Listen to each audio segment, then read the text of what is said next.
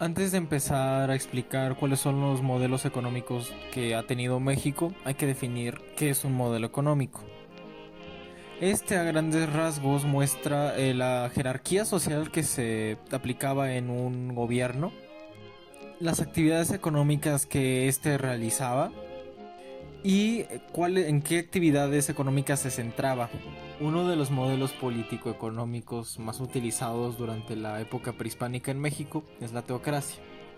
Esta consistía en centralizar el poder en una figura religiosa y sus élites se compondrían por el sacerdocio y la nobleza, mientras que hasta abajo de la pirámide social o de la jerarquía social se encontraban los comerciantes, artesanos y campesinos. Hubo dos variantes de este modelo, una utilizada por los mayas y los aztecas, los cuales tenían como actividad principal la guerra, y otra utilizada por los totonacas y el imperio purépecha, los cuales se centraban más en el comercio o la venta de servicios. Un modelo que se alejaba de la teocracia era el tlaxcalteca, pues no eran una teocracia, eran más parecidos a un gobierno feudal. Estaban organizados en cuatro casas nobles que a su vez dirigían a ciertos territorios y solo tenían un dirigente central cuando se trataba de asuntos bélicos. Y en el norte del país está un modelo parecido aplicado por los Shishimes y los Akashes, que son tribus de la zona árida del país, los cuales no tenían como tal gobernantes, se dirigían por familias en donde los individuos con mayor jerarquía, bueno, eran los progenitores, luego serían sus hijos y luego sus nietos.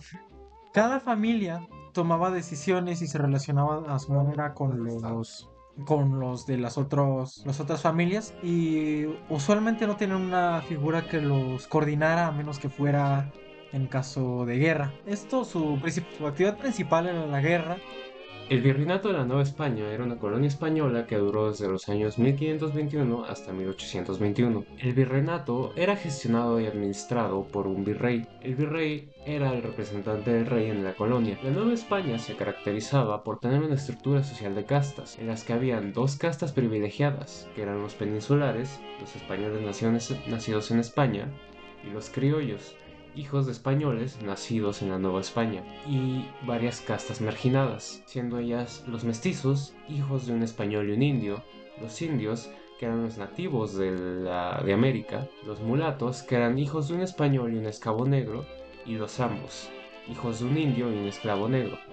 Hasta el final estaban los esclavos negros que no tenían ningún derecho. El virreinato de la Nueva España se puede dividir en tres etapas. La primera, la consolidación, que va desde 1521 hasta 1535, es la etapa en la que la corona española se encargó de establecer y expandir su influencia en el Nuevo Mundo. La estructura político-económica social todavía no estaba bien definida, como en años posteriores, pero la discriminación a la gente nativa estuvo presente desde aquí. Después de la consolidación va la segunda etapa, en la que ya se había establecido cómo iba a funcionar todo. Un virrey tendría la máxima autoridad, siendo el representante del rey. Las actividades económicas más importantes eran la ganadería, la manufactura y el comercio, pero la actividad principal era la explotación de los recursos naturales para enviarlos a España. Tercera etapa, finalización, de 1808 a 1821. El rey Fernando VII de España fue sustituido por José Bonaparte. Esto generó un vacío de poder, ya que las colonias no reconocían a este nuevo monarca y decidieron gobernarse solas en lo que volvió el antiguo soberano. En 1813 Fernando volvió, pero las colonias habían mostrado una creciente inclinación hacia la autonomía, por lo que iniciaron varios movimientos independentistas. En México inició uno en 1810, que terminó. El primer imperio mexicano, que duró de 1821 a 1823 y se formó justo después de la independencia, consistió en una monarquía constitucional. Eso significa que tenía un emperador, o un rey Iturbide, que era la figura central de poder, pero a la vez tenía un parlamento o unos consejeros que también servían como fuente de poder. La estructura social consistía en, claro, la élite, que era el emperador y los miembros del Congreso, los extranjeros, sacerdotes y miembros de la iglesia, que eran bastante alto en la pirámide, entre otras. Y la actividad base fue la explotación de recursos naturales, como la agricultura y la minería. La República Centralista, que duró de 1866 a 1847, ocupó un formato de gobierno de república unitaria.